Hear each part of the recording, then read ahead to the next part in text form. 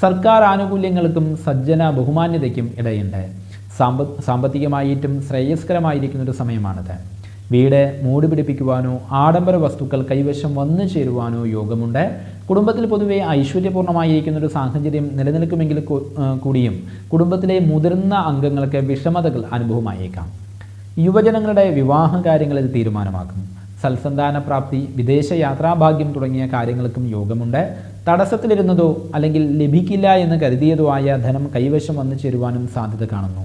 അനാവശ്യമായിട്ട് മറ്റുള്ളവരുടെ കാര്യങ്ങളിൽ ഇടപെടുക നിമിത്തമായിട്ട് മനസ്സംഘർഷം ഉണ്ടായേക്കാം. വാക്കുകളിൽ കലഹരീതി മുന്നിട്ട് നിൽക്കാനുള്ളതായിരിക്കുന്ന ഒരു സാധ്യതയും കാണുന്നത് കൊണ്ട് തന്നെ സംഭാഷണങ്ങളിൽ ശ്രദ്ധ വേണം. കാൽമുട്ടുവേദന, അസ്ഥി സംബന്ധമായിരിക്കുന്ന അസുഖങ്ങൾ തുടങ്ങിയവ ബുദ്ധിമുട്ടിപ്പിച്ചേക്കും. ദോഷപരിഹാരാർത്ഥമായി സുബ്രഹ്മണ്യസ്വാമി ക്ഷേത്രത്തിൽ മാസം പ്രതി ജന്മനക്ഷത്രം തോറും അഭിഷേകം വഴിപാട് നടത്തിക്കുന്നതും സുബ്രഹ്മണ്യ യന്ത്രം ദേഹരക്ഷയായിട്ട് ധരിക്കുന്നതും ഗുണകരമാണ്.